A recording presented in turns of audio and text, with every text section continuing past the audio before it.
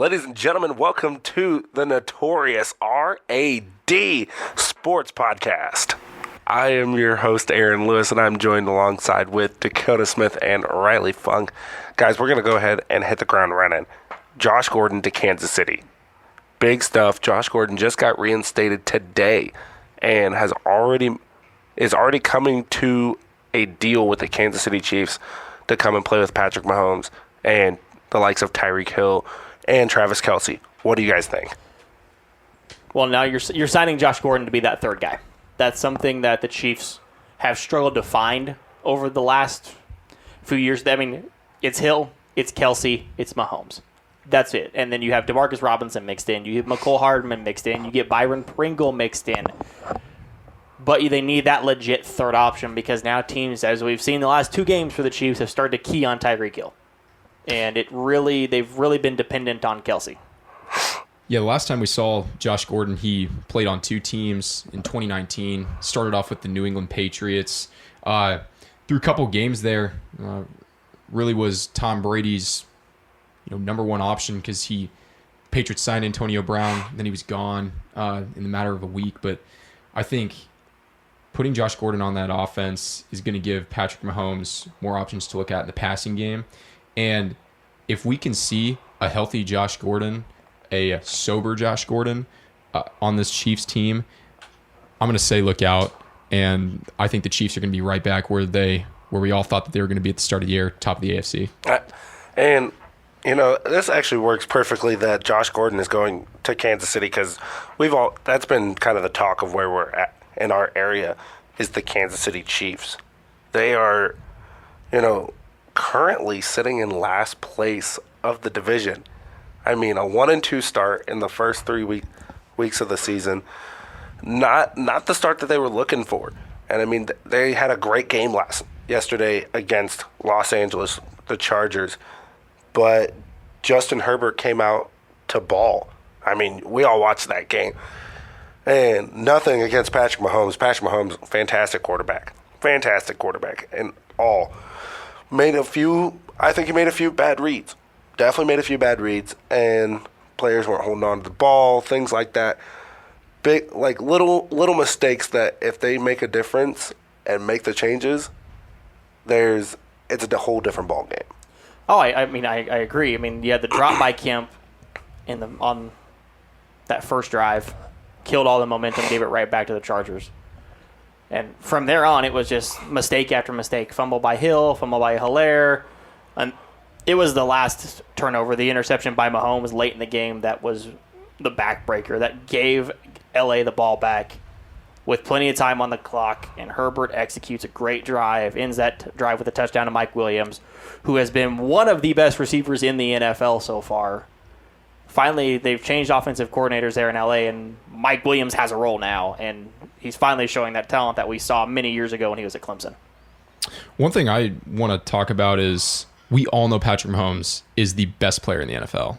I would say, and it would be hard not to agree with. He was labeled the number one ranked player coming into the season, but he's made way too many mistakes.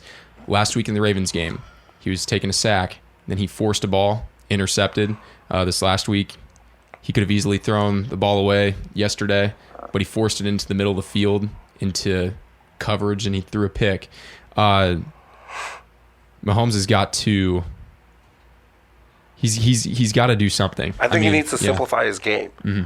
He's doing too many of these no-look passes, trying to be too fancy with it. Just throw the ball down the field. And I know that's a lot easier said than done, and I'm not in the mind of Patrick Mahomes. I'm not even as good as Patrick Mahomes in any way, shape, or form. But yeah, I mean, he is a $500 million player. That's very true, very true. But that is, I feel like I get it. Like he's trying to bring flair to the position and bring something new that so many quarterbacks before him haven't been able to do. But when it comes down to game time and win a football game, throw the ball down the field. No need to, it doesn't even have to be the big shot all the time. And I get it when you have a player like Travis Kelce or Tyreek Hill, that big shot down the field looks awesome. But I think that last night Mahomes pushed the ball too much. Should have made this short pass. They were killing that Chargers defense with that out route. They could not stop it at all. So I hope to see in the next coming weeks that Mahomes gets back into that rhythm that he was in that year. I think his best year so far was the year that he lost to Brady in the AFC Championship game. The big thing, I think Dakota can agree with me on this, is that it's not just Mahomes. It is a team sport, and that defense has got to get a lot better, a lot quicker. Chris Jones was coming up big for him on the line, but when Sorensen's giving up the big play, Honey Badger can't be the only guy in that secondary that's floating after the ball. They got to do something, and I don't know what it is. Maybe they need to get rid of Spagnuolo. I don't know if he's the defensive guy. Poor Steve. As the resident Chiefs fan in the room, that defense is awful. You knew when Lamar got the ball back last week, game over. There was no way they were stopping Lamar Jackson last week. Lamar Jackson, that doesn't just go for Chiefs defense. That goes for almost anybody. Lamar Jackson is a quarterback like no other. That man is. Yeah. But I get it. Justin Herbert's up and coming, going to be a great already is a very good quarterback in the NFL. You've got to get a stop right there. You have to. And again, there was a weak DPI call that kept that drive going on fourth down. It was a very weak DPI call. I agree. I 100% agree that I think that was a 50-50 call. I definitely think it could have gone either way. It could have. And, I was interested to see that they did throw a defensive pass interference call, which is, a guy was laying out. How do you not be all over him when you're trying to cover and make a play on the ball? All right, well, we can sit here and talk about the Chiefs all day long and spend a whole hour talking about how that team will either break my heart this year or will go back to glory and overcome Tom Brady again. But it may not be Tom Brady that we have to overcome. We're going to dive into that Sunday night game a little bit. Aaron Rodgers and the Packers sneak out of Santa Clara with a victory over the 49ers after Jimmy Garoppolo left too much time on the clock. Oh, so many have done it before him to Aaron Rodgers, and he paid the price last night. Hey, as Aaron said, how can you not be romantic about football? That's poetic because, 37 seconds I'm sitting there watching the game, and Jimmy G, and I'll say this, I think Jimmy G this year has proven himself to be the front guy over Trey Lance, and he did make a couple mistakes, but leading him down the field and getting that touchdown was big for the Niners, but Aaron Rodgers is a bad man. I think I knew it. I was just like, well, Aaron can sling it.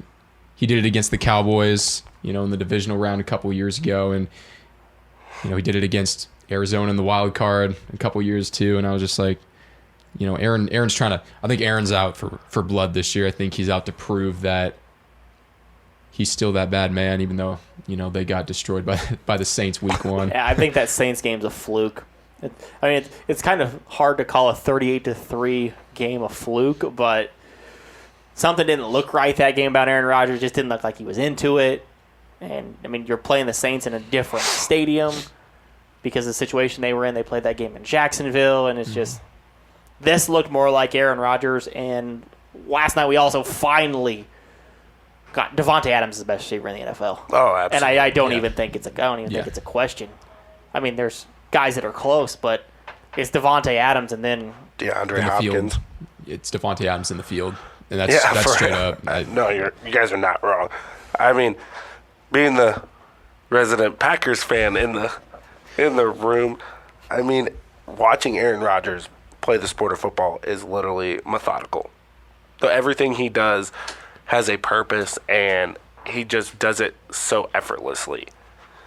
And I mean, I'm not gonna lie. There was a couple times in that game that I was worried. I was really worried.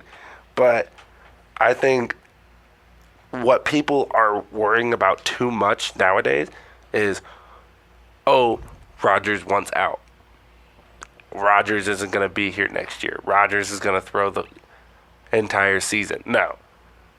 If anything, if Rodgers is going to leave next year, Rodgers is going to want to go and win a Super Bowl one last time. Mm-hmm. Like, there was an interview, I was watching Sunday Night Football, there was an interview that got done, and she asked Davante Adams and Aaron Rodgers, what would you do?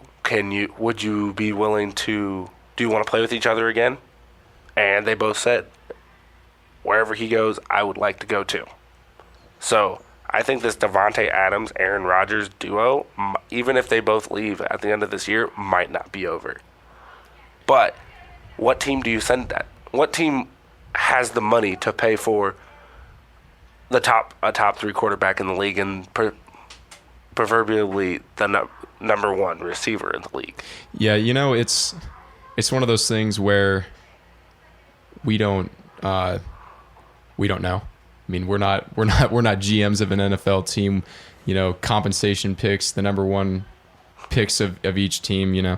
That's not something I think we're all too familiar with. That those are trades that we can do in Madden. I don't think we can fathom exactly what's going to happen after this season.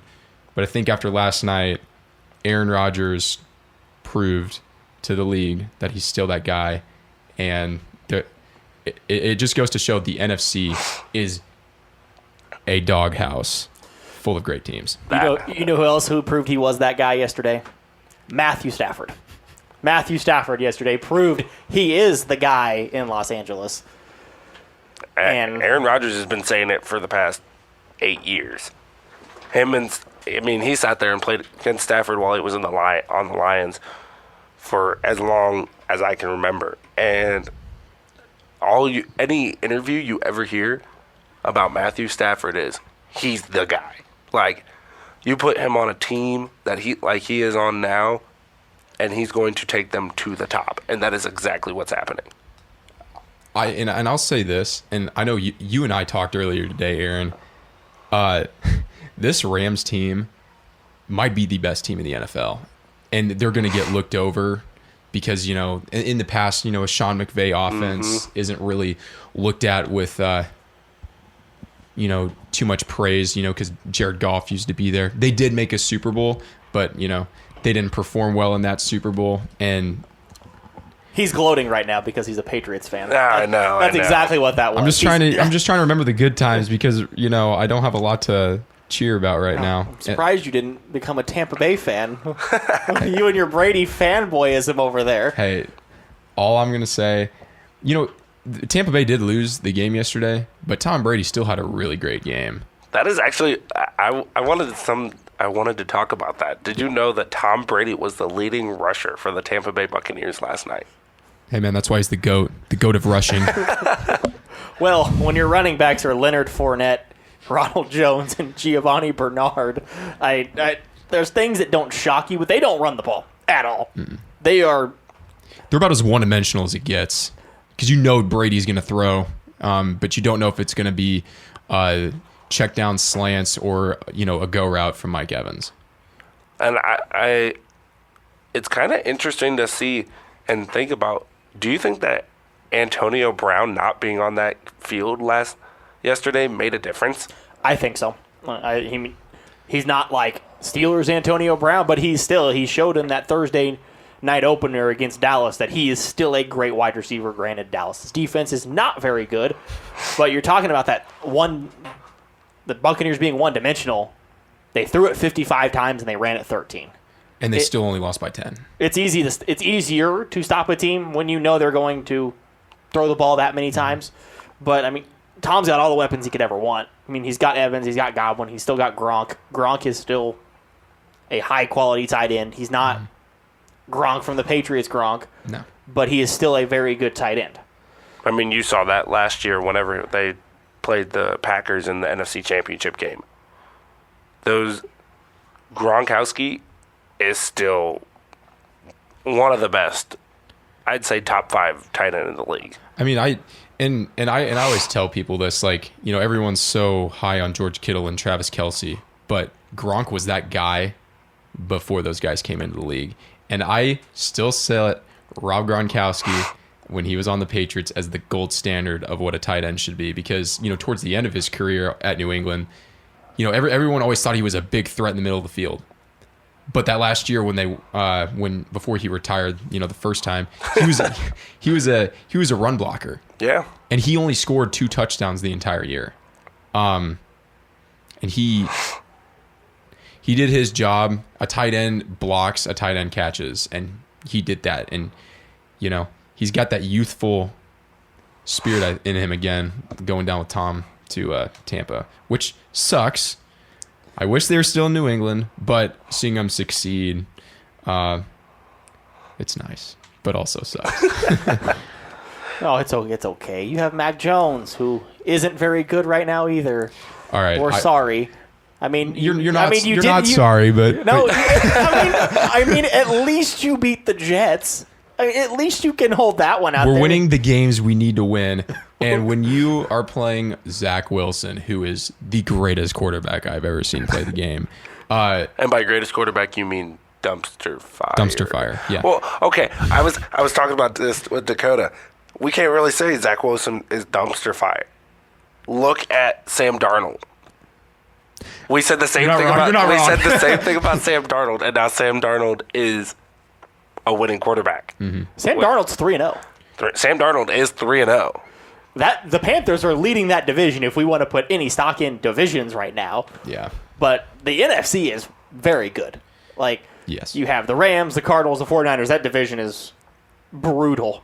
Those teams are going to beat up on each other all year. And the Seahawks. Yeah, and then Seattle's 1-2, and Seattle may still be the second best team in that division. Because I think LA has now cemented themselves as the best team in that division. I love Arizona. I love Kyler. I need to see him play a really good football team. Mm-hmm. Yeah. But I mean, we talked about it earlier with the Tennessee game. Was that the Tennessee Titans that we have all come to know in these past couple years? I didn't think they were all that run dominant like they were. I mean, it's one thing to be one-dimensional, but I think they ran the ball maybe 15 times that entire game. Derrick Henry had a really bad game that day. And I mean, they're the Vikings kicker away from losing that game to Minnesota at home. I mean, Minnesota just got picked up a nice home win. They beat Seattle on Sunday by 13. I mean, that's a really good Seattle team. Yeah. And that was without Dalvin Cook. That's saying something. Like, Dalvin Cook is literally, I would say, the heart and soul of that offense. I mean, you can do he's that dual threat player. You can let him run the ball and he'll run it for 80 yards. Mm-hmm. Or you can set him out to a slot side and he'll go and make 4 or 5 people miss and then run it 80 more yards. I also think that Kirk Cousins gets overlooked too because he's the captain of that offense. He puts the ball where it needs to be. Justin Jefferson, Adam Thielen. Dog. You know, he's overlooked, and we can talk as much as we want about how good the NFC is, but the AFC is so bad. I mean, the AFC is full of teams that resemble the 2019 Patriots and 2020 Steelers. And what I mean by that, for folks listening, is there will be teams that'll win maybe 8 or 9 games in a row. The Steelers started off 11-0 last year, but they were not that good. They did not have a good schedule. Like New England, their first loss was against the Ravens, and they proved to be terrible against that high-powered offense because, you know, you can play so many bad teams that you look good, but once you play against a Lamar Jackson or you play against Patrick Mahomes or... No, absolutely. I know exactly what you're saying. Like, you can play the Jets 25 times, and I guarantee you'll win against the Jets probably 25 times. Mm-hmm. But until you start playing a real football... I don't want to say that because that's just not right. But until you play a team that is statistically good, I mean, you can't. Who is the best team in the AFC right now? Who is the best team in the AFC? I would say the Oakland Raiders, honestly. I think it's Buffalo. That's an interesting I take. think it's Buffalo. I mean, the Raiders needed a field goal in overtime to beat two of the Tualess Dolphins. You know, I'm going to go out on a limb.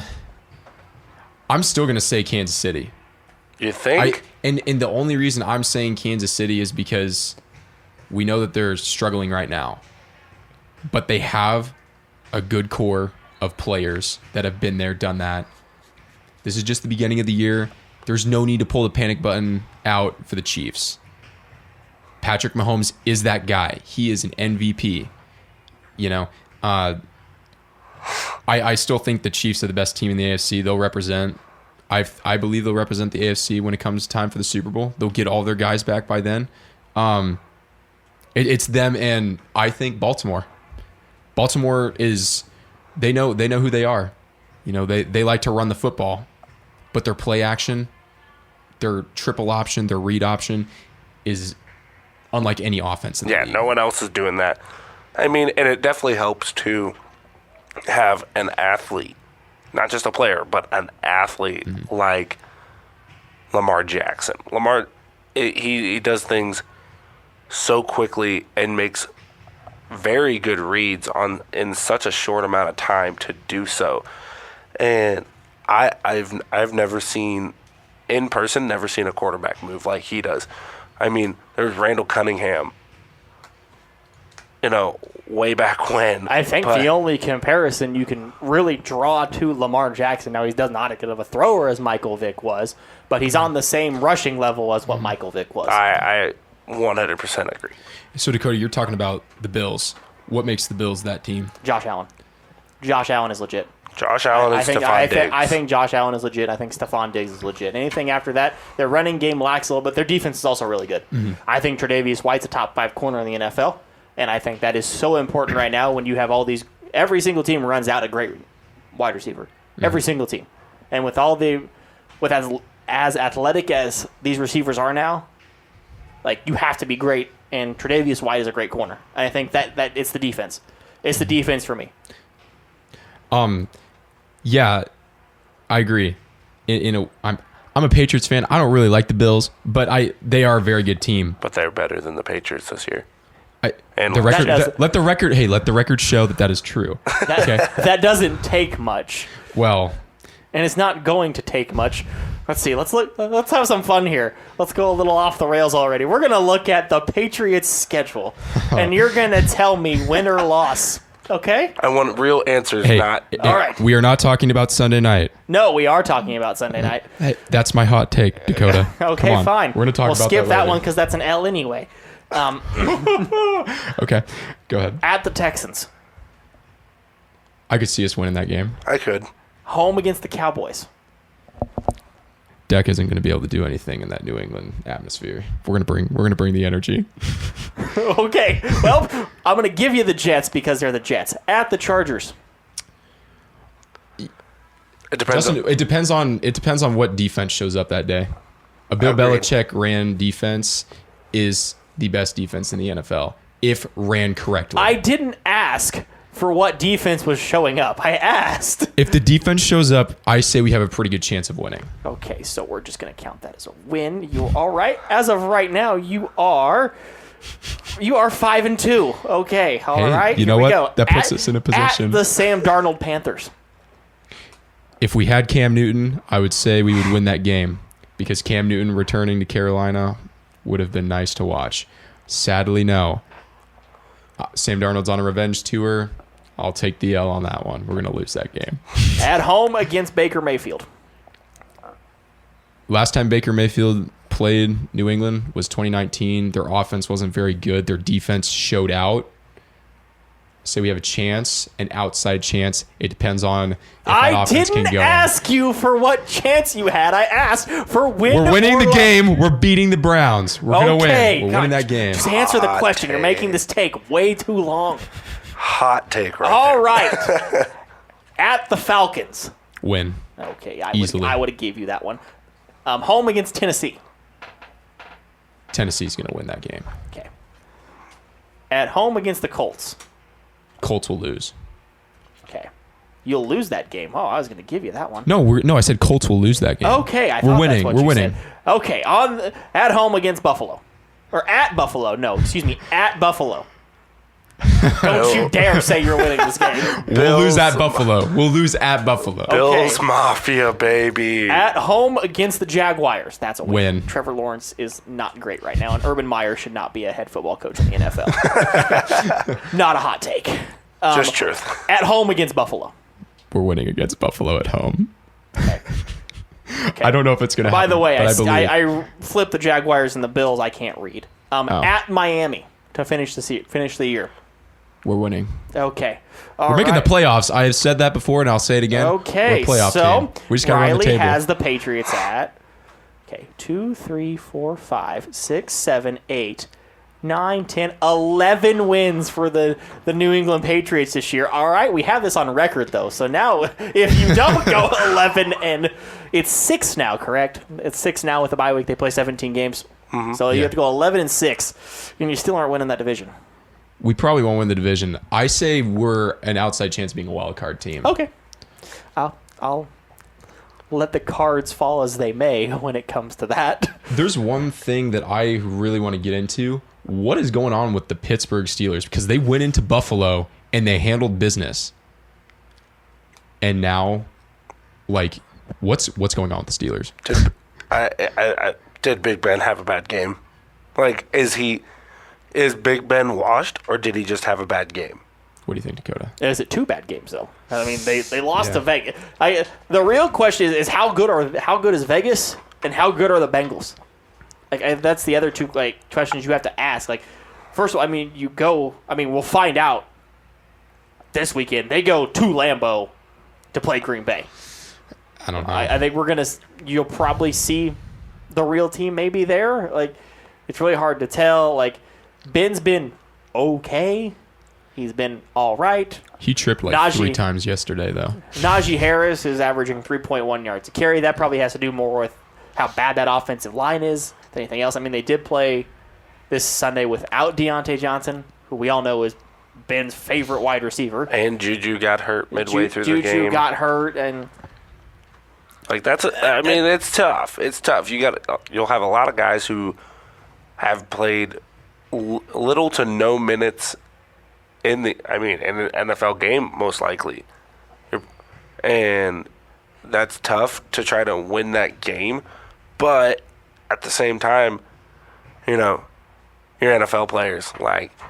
You're an NFL caliber player. You got to step up to the game, step up to the plate, and start swinging. And this is something that I think Mike Tomlin should look at. If you sign Cam Newton, it's not a hot take, but I think Cam Newton in that offense, let's say he learns from Big Ben. He doesn't have to go out there right away, but you put him behind Big Ben. Big Ben shows him the offense. Cam Newton could be good in that offense. Maybe you use him as a wild card quarterback, a wildcat quarterback, but that takes the pressure off Big Ben to throw down the field because, Cam Newton's not the most accurate quarterback, but he can run. Najee Harris in that backfield would be kind of cool. Here's the thing. Ben's not throwing the ball down the field. Yeah. Najee Harris had 19 targets yesterday. He's the running back. He's checking down. I mean, those receivers aren't getting open, which, it doesn't help. Mm-hmm. That line's not great. He's got to make those quick passes because with the impending doom that is a defensive lineman coming at you, and the fact that Ben Roethlisberger cannot move out of the pocket for anything. No. He's got to check down to Najee and get the easy, quote unquote, easy yards, which may not be all that easy, but putting Cam Newton into that system, maybe that could work. But but the issue is, then you have to put a whole new system into place. He wouldn't get put in right away, but that means you have to have 2 systems at the same time. That when Cam Newton goes on the field, we're running a potentially at that point, a triple option offense. But then when Ben Roethlisberger hits the field, It's spread. we're spread. Yeah. You can't do that. Yeah. Like that's too much to ask a receiver to do, or a running back, or even especially the offensive line. The Steelers got to do something though, because the time's running out on Big Ben. I think that surgery and that injury from last year has really done some damage to his mechanics, maybe, and he might be favoring that arm and is a little worried about getting hit. And I mean, I can't blame him. I mean, I tore my rotator cuff my sophomore year of high school, and even to this day, with not playing collegiate football anymore, just going out and throwing a football around or going out and playing basketball pickup, like I favor my arm all the time and do everything to keep away from getting hit. Yeah. So I don't know what's up with the Steelers, what's going on. It's going to be awesome to see what happens in the next coming weeks. Big Ben has been a very, very close person into my heart with the Steelers. I loved the Steelers growing up. They were my AFC team, with the Packers being my NFC team. So that Super Bowl was awesome for me. Yeah. But we also saw this weekend that Ben Roethlisberger was not the only person to be struggling. Justin Fields. And I threw this topic in there. I think we could almost give Justin Fields a pass. Myles Garrett ate that offensive line alive, and But the quarterback Justin Fields is, he only ran the ball 3 times. Justin Fields is more like Jalen Hurts and more like Lamar. You need to design plays to let Justin Fields use his athleticism. And are they going to do that in a Matt Nagy offense? No. Coming from a Chiefs fan, no. But I mean, you're now in the NFL. You have to be able to throw a football downfield, make big plays. Well, it's hard to throw the football down the field when Myles Garrett is chasing you around all day. I mean, I agree. If I saw Myles Garrett chasing me as a quarterback, I would definitely not want to throw that ball. Just be running as fast as I can. Heck no. Well, guys, we're going to take a really quick break, and we'll be right back. And we are back here with the Notorious R.A.D. I'm your host, Aaron Lewis. Alongside me is Dakota Smith and Riley Funk. We're now in the part of the segments that I'm not going to lie, I know nothing about. Yeah, well, Aaron, we'll take it from here. So here's Riley and Dakota talking about the Ryder Cups. All right. Now, do you want to go or do you want me to go? I want to lead off. Okay. So the U.S. took care of business 19-9, where they are calling it the Slaughter by the Water, where they destroyed Team Europe. And, after that 2018 Ryder Cup when they played at Le Golf National, I was a little disappointed because we had a really great team that year. We had Tiger, Phil was on that team, a Bryson DeChambeau that wasn't beefed up, and like we had a really good team. But this year, our guys came together when everyone was like, "Oh, this is a team that's not together." Brooks Koepka, is he there? Is Dustin Johnson going to show up? I think they proved everybody wrong, including myself, and they just took it to Team Europe.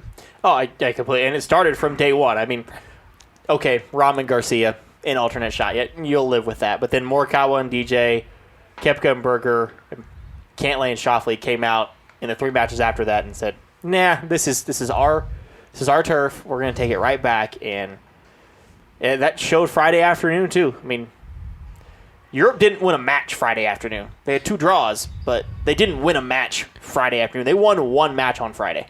Usually in the afternoon on Friday is where, the U.S. will usually get off to a good start. I know back in 2018 they were up 3-1.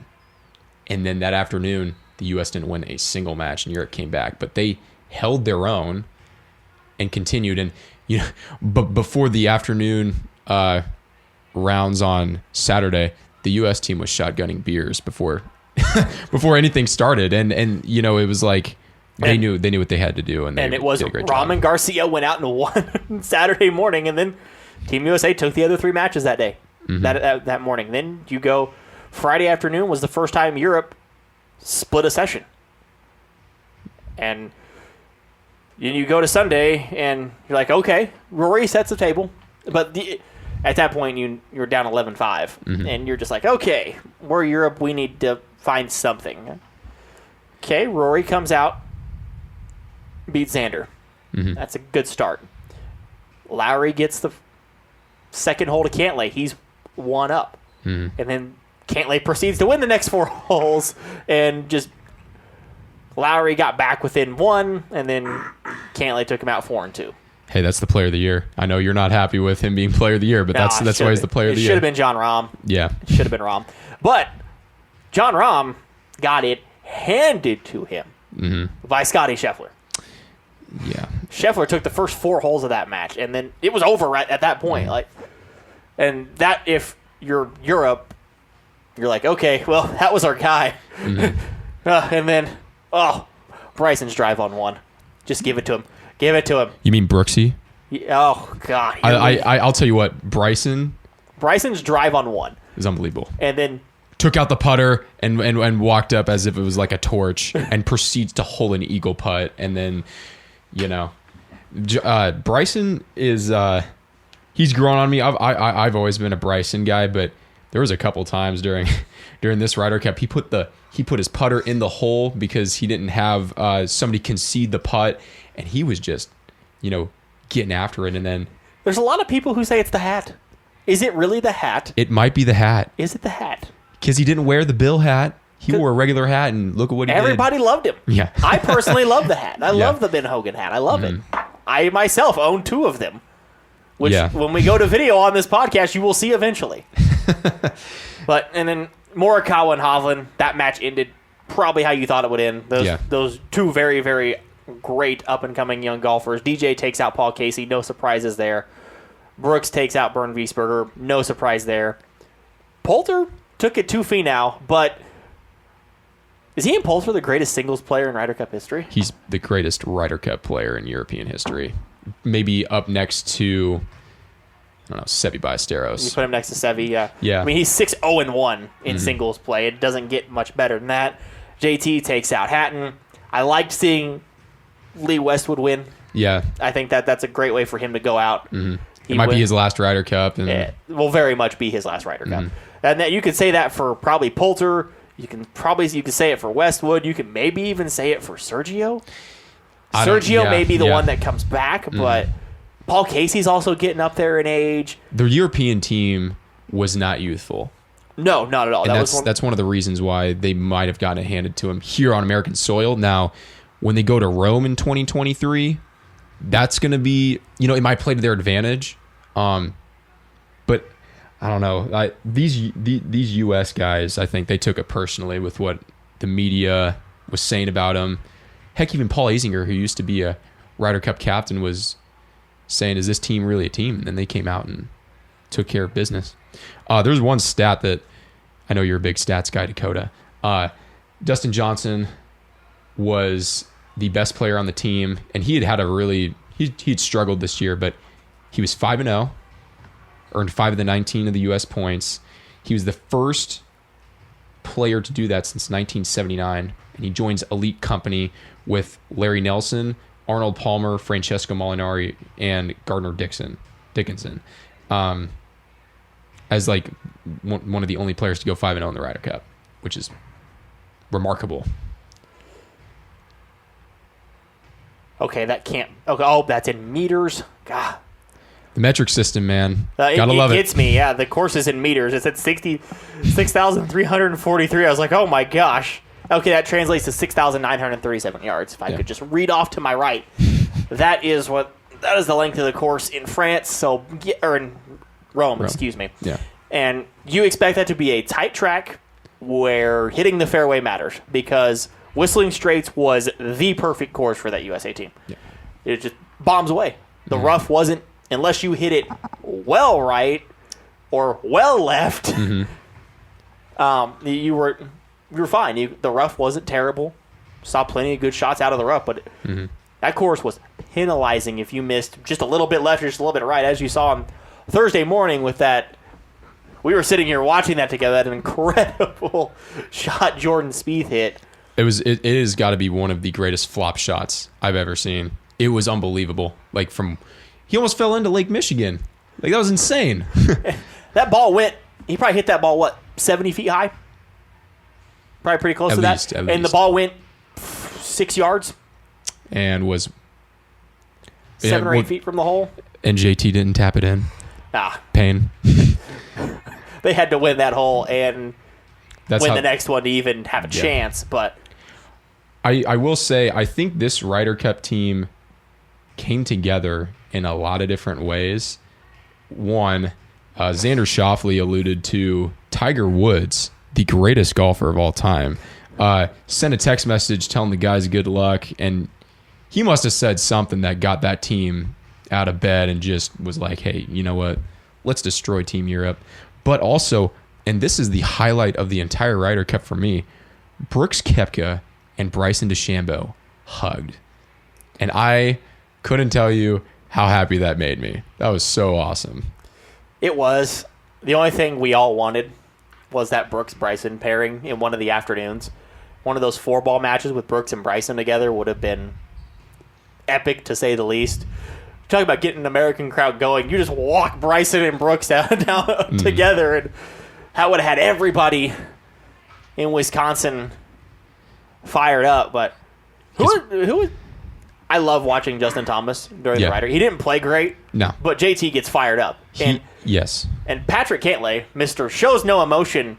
Showed a little emotion there. Showed just a little bit of emotion during the Ryder Cup. And I think they all got into it. It was nice. I mean, we all know the person who usually does that's Patrick Reed. He didn't make the team.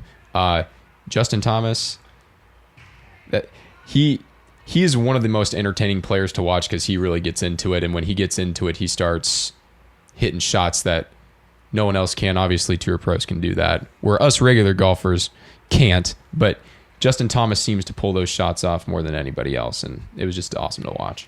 It was great, and it's great for the U.S. after what happened in 2018, after going to France and getting literally obliterated by Mollywood.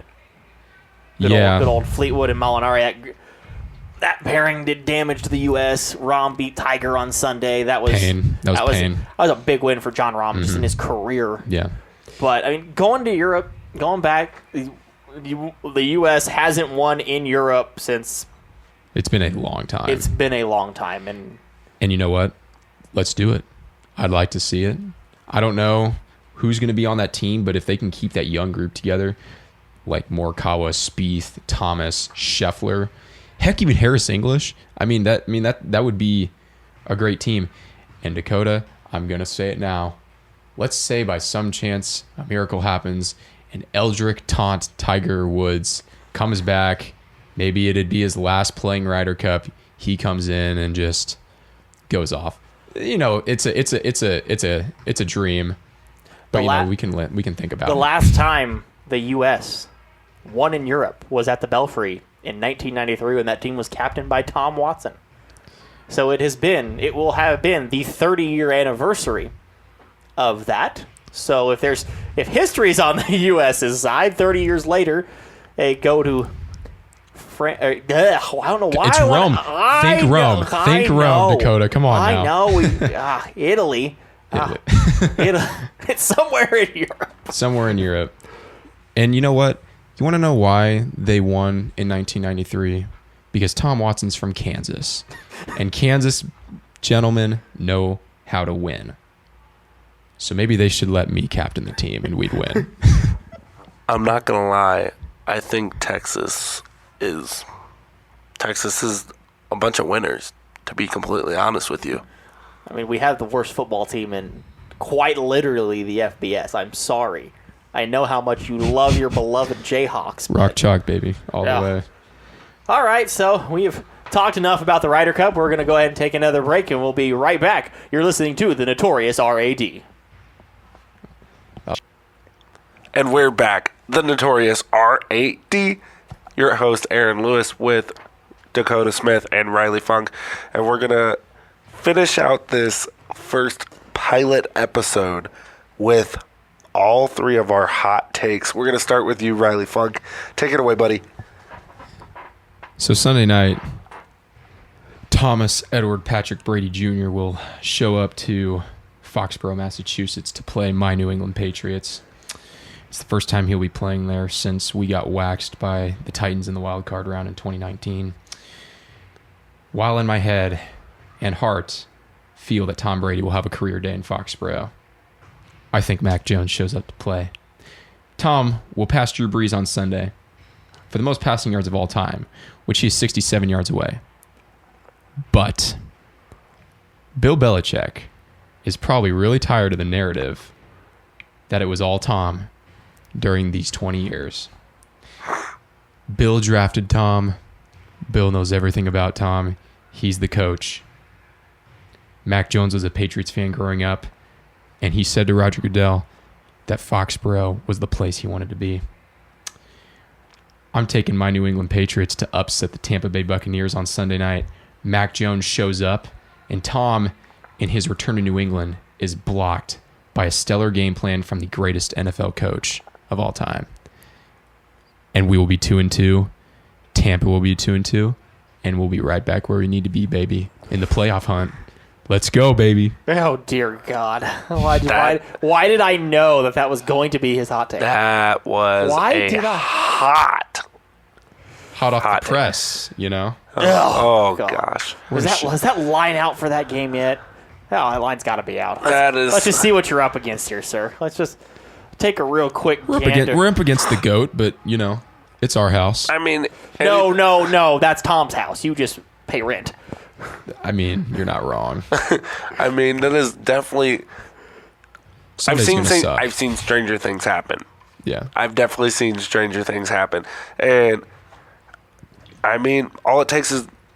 We've talked about this on numerous occasions. All it takes is one big play to change the course of a game.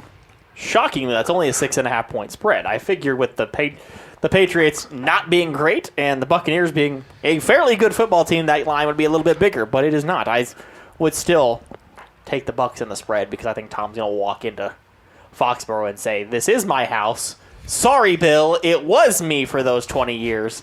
Here you go. Here's this L, and I'll leave." See, Sunday's going to suck because I'm going to just sit there and I'm going to be like, it's just going to be pain. But I have faith in Mac Jones. Sunday was a bad day.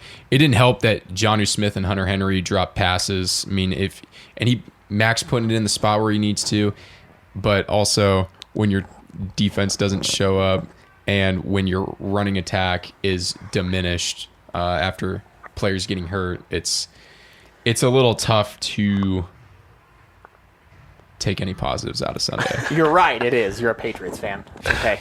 We'll forgive you.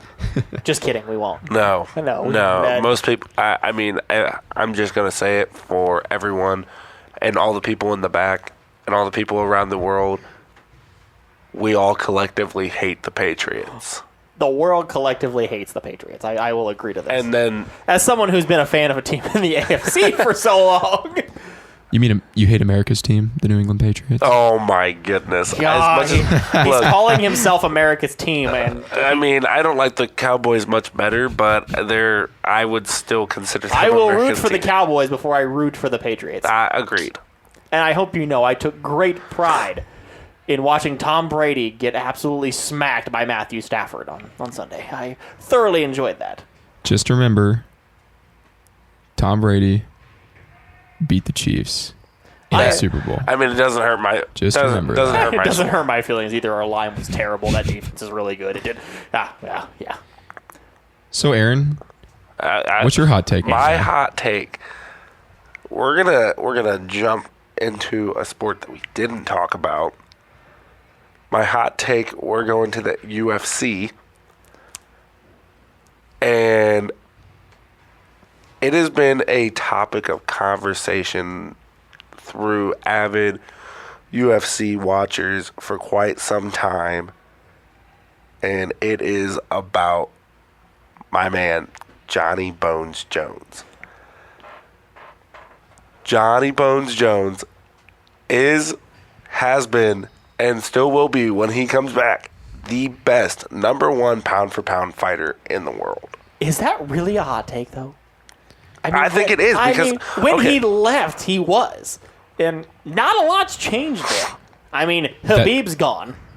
I think your one argument was Habib. I don't watch the UFC. I pay attention to it. Like, Habib was... But okay, I'm going to do this now. Your hot take is not a hot take when he is listed as the #1 pound-for-pound fighter on the UFC's website. So, we're going to try this again. I did... Okay. Coming from the guy who... coming from the standpoint of watching and looking... watching UFC updates, watching different podcasts about it, and hearing what people think about it... John hasn't fought in what? Years. 2-3 years now? And it might be a while for him. And he said he doesn't want to fight Ngannou until he can have a full crowd to do it. And Dana's come out and said that it's gonna be a minute before it does happen.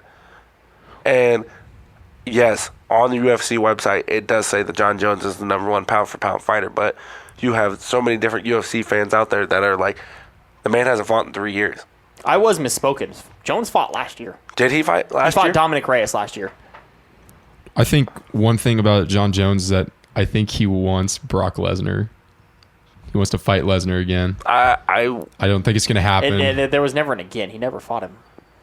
John wants to fight. I think John wants to fight Ngannou, take the title, and then absolutely rain terror on the entire heavyweight division. He's also got to find a way to stay out of trouble, too. There has been the big one with John Jones. And I mean, yeah. Can he get out of his own way? John Jones is John Jones's own biggest opponent. And, agreed. And I mean, I hate to say that, but it's the absolute truth. John Jones, 1, is the greatest fighter in the world. And 2, he is the greatest opponent in the world against himself. Mm-hmm. And I think that if he can get back to the John Jones of old, where he did stay clean, he was a respectable fighter, and can get back to that. I mean, the man's 200. I read an article. The man's like almost 270 pounds now. So if he can get back to the way he was, there will not be a soul on the planet that can stop him. And I agree with that. The only person to ever beat John Jones is John Jones. His one loss is by disqualification, not because somebody beat him. And that was when he was still young in his career too. Yeah, that was his 10th UFC in the Ultimate Fighter heavyweight finale. Yeah. That was what that was in. He was DQ for an illegal elbow. He was going 12-6. And then he has a no contest against back in 2017. Yep. We all know that's where a lot of his problems started. Yeah. Well, it says here that they found probable cause for the arrest that was just happened for domestic violence, and he's due in court on October 26th. So we're going to have to wait and see what happens with him for sure. And to finish it out, Dakota Smith, what is your hot take? Okay. Give me just one moment.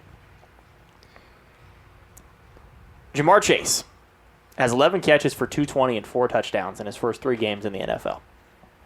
Jamar Chase will win Rookie of the Year. That is an interesting take. Honestly, I can't really disagree unless a Pittsburgh offense gets their head out of their ass. Because if Najee Harris, if that Pittsburgh offensive line starts blocking the way that I know that they can, Najee Harris will win that without a doubt. I think it's that, or it's either Fields comes around and is the starter in Chicago, permanently, even though Matt Nagy has said that he is not. Or if Trey Lance some way, somehow takes that job from Garoppolo, I don't see that happening anytime soon. You don't think Zach Wilson has a chance of winning Rookie of the Year? No, please, dear. No, I don't. No, I don't. I agree with you. Joe Burrow is putting the ball in the right spot, and that's his guy from LSU. It's going to be hard for him not to get more catches and touches. This would have been a better take going into the year because with how down people were on Jamar Chase. Yeah. Because people were wondering whether Jamar Chase could even catch a football going into the year. And then he comes out, catches the big one from Burrow in week 1. Caught another big one, I believe, yesterday. He caught he had a 30-plus yard touchdown catch yesterday. Had a big one against Chicago. I just think Jamar Chase is really good, and I'm dying on the hill that Jamar Chase is better than Devontae Smith. I will die on that hill. That's definitely because everybody talked, and this will be a yet to be seen, but Jamar Chase was Burrow's guy at LSU, not Justin Jefferson. It was Jamar Chase. No, it was absolutely. Jamar Chase. It was Jamar Chase, not Justin Jefferson. I mean, I think that it was that one game that Justin Jefferson scored the 4 touchdowns. That he was just that guy that night. I mean, LSU had an embarrassment of riches that year. They had Jamar Chase, Justin Jefferson, and Terrace Marshall. Yeah. Now catching balls from Sam Darnold, and then Thaddeus Moss, who unfortunately is not in the league, but all there was his running back. Yeah. Like, what more can you ask for as a quarterback? But he did have the greatest statistical season in college football history. Right. I still think it's funny that people talk about, they look back on the past 2 years and go, who was better? The 2020 Alabama Crimson Tide or the 2019 LSU Tigers? I do think Jamar Chase has a chance to win it. We are in week 3. We still got a lot. We got a lot of football left. Heading into the next half of the year, if Matt Nagy plays Fields, he might do something. I don't know if he'll have enough reps to get a chance at Rookie of the Year. You can't forget about Mac Jones. He's had a rough start. But they were, in the combine, I guess I should redact my hot take because Jamar Chase is now like the second favorite to win Rookie of the Year. I mean, Probably should have checked that before I spoke, but hey, something also to always look at is Kyle Pitts. I mean, yeah, he's sitting in Atlanta, or as a lot of people like to call him, Trash Atlanta. Oh, they are. But even though they beat the Giants, that doesn't say a whole lot. New York football is in a very bad place right now. Kyle Pitts is a dog. He is a fantastic. Is there any chance Lawrence actually wins Rookie of the Year? Is there any chance? I think so. He has to win more games, and he's got to eliminate the turnovers. I don't think he has to win a game. I think that no. Okay, he's got to eliminate turnovers. He has to win a game. Oh, by the way, that's a Thursday night matchup. Trevor Lawrence and Joe Burrow. Yeah, Jags and Bengals. The Jags are gonna get destroyed. Like I think Trevor, like the first game of the season, he had 3 touchdowns, 3 interceptions. But it's the same thing with all of these rookie quarterbacks. They're making mistakes. I mean, it comes with the territory of being a rookie because you have to get used to the NFL. Riley dropping another hot take. The Jacksonville Jaguars are going to get crushed. Thank you. We appreciate it. Thank you, Captain Obvious. But that's why you have situations like in Kansas City when Patrick Mahomes was a rookie. You always have somebody in front so then they can show you the offense so then you don't have to go out there right away. And obviously in quarterback situations, there's teams that need a quarterback right away. Right. And I thought Gardner Minshew was serviceable. Granted, the Jaguars are just terrible. Regardless of who their quarterback is, he hasn't been good. I mean, and it's not like he's facing a juggernaut. The Texans were being compared to expansion teams.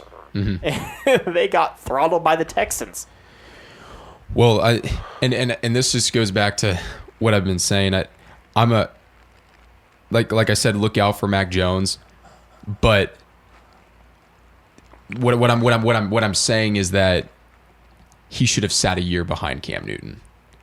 Because if you throw all of these, rookies out there right away, like Zach Wilson's getting crushed by the NFL right now. Oh, it's literally terrible. eaten alive. It also helps that Zach Wilson doesn't have anybody to throw the football to. Yeah, Like, that team is good. just terrible. Yeah. But I don't know. It's hard to. We're not GMs. We can sit and talk about this all day, but it's just. I mean, we literally do sit here and talk about it all day. Very That true. it is what we do, regardless of whether there are microphones on us or not. That is what we do. I mean, it'd be quite honestly way. really cool if we were mic'd up all the time. Oh, that would be a. That'd be interesting for sure. I don't know how that would go. The FCC would probably have something to say about it. But nah, we aren't that bad. I don't think we're that bad. I don't think Not so. as bad as the Jets. You're right. We are not as bad as the. Well, some people might think we're as bad as Jets. Okay, who has a higher completion percentage, Trevor Lawrence or Zach Wilson? I think it's Trevor Lawrence. I think it's Wilson. It is Wilson. And the only Really? reason I It's said only that, by a percent. Hey, but the only reason I said that is because naturally I have to go opposite of you, Aaron. Oh, okay. who's thrown more interceptions? Zach Wilson. Zach Wilson. Wrong. They both have thrown 7. Really? They're tied for first. Attaboy. There we go. They have both thrown 7 interceptions. So we were both right. Yes. Man. Yes, you were both right. They both are terrible. I guess what Zach Wilson has to do is get out of New York in a couple years, and then maybe he'll be rejuvenated like Sam Darnold. But who knows? Or he could just not. They have thrown the most interceptions by 3. Burrow's got 4, Kyler's got 4, but they also have 7 touchdowns. Yeah. Kyler Murray's a dog. I think he's definitely in the running for MVP. So if you had to pick one MVP right now, Dakota, who'd you pick and why?